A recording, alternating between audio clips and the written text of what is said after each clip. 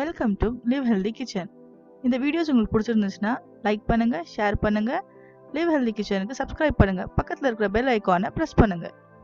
Hello friends, இன்னைக்கு குழந்தைங்களுக்கு immunity எப்படி பூஸ்ட் பண்ணுறது கஷாயத்தை பார்க்க போகிறது.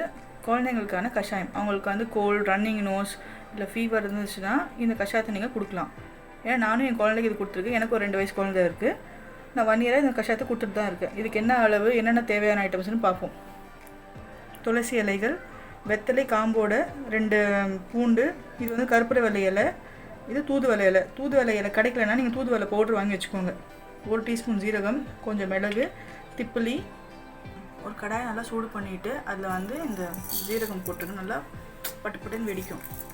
நல்லா ரோஸ்ட் ஆகணும். இப்படி வெடிக்க ஆரம்பித்தோடனே ஒரு 2 இல்லை 3 வந்து இது மிளகு போட்டுக்கோங்க. ஏன்னா குழந்தைங்களுக்கு ரொம்ப காரமாக நம்ம கொடுக்கக்கூடாது.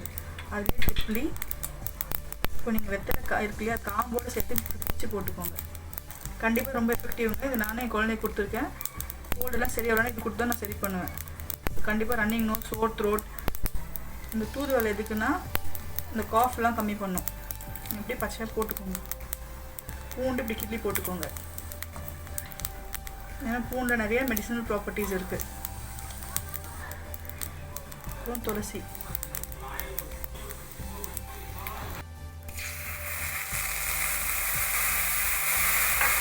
தண்ணி ஊற்றினோம்னா ஒரு பெரிய கல் உப்பு இருக்கு இல்லையா, 2 கல் உப்பு பீஸ் போட்டுக்கோங்க.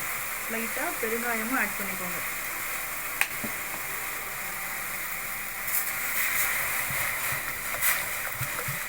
நல்லா தண்ணி ஊற்றிக்கோங்க. ஏன்னா நல்லா அது பாயில் ஆக தான் அது ஃபுல்லாக அதோட ஜூஸ்லாம் அதில் இறங்கும் தண்ணியில். இது வந்து 10 மாதம் குழந்தைலேருந்து 5 வயசு குழந்தை வரைக்கும் கொடுக்கலாம். அது அளவு வந்து நீங்கள் ஏற்ற மாதிரி மாற்றிக்கோங்க. இப்போ 1 வயசு குழந்தைங்கன்னா 1/2 கப்பு, இப்போ 2 வயசு குழந்தைங்கன்னா 1 கப் ஃபுல் கப் கொடுக்கலாம். இதில் நீங்கள் வந்து வேப்பல்ல துளிர் கூட சேர்த்துக்கோங்க. இது கண்டிப்பாக குழந்தைங்களுக்கு ரன்னிங் நோஸ் அண்ட் வந்து காஃப் கண்டிப்பாக சரியாகும். ஏன்னா என் குழந்தைக்கு இருந்துச்சு. நான் இதே மாதிரி தான் பண்ணி வாரத்துக்கு ஒரு வாட்டி கொடுப்பேன். நீங்கள் வந்து பெஸ்ட்டு எப்போலாம் தலைக்கு தண்ணி ஊற்றுவீங்கள்ல குழந்தைக்கு, அன்றைக்கி கொடுத்தீங்கன்னா இது கொடுத்துட்டு குழந்தை வந்து நல்லா தூங்கும். அப்போ எல்லாமே சரியாயிடும். நம்ம குழந்தைங்க இம்யூனிட்டி நம்மளே எப்படி வீட்டிலேருந்து பூஸ்ட் பண்ணலாம், அவங்களுக்கு வந்து எந்த இன்ஃபெக்ஷனும் வராமல் நம்ம எப்படி பார்க்கலான்னு சொல்லிட்டு அதுக்காக தான் இந்த கஷாயம். இது கண்டிப்பாக உங்கள் வீட்டில் ட்ரை பண்ணிவிட்டு லைக் பண்ணுங்கள், ஷேர் பண்ணுங்கள், பக்கத்தில் இருக்கிற பெல் ஐக்கானை ப்ரெஸ் பண்ணுங்கள்.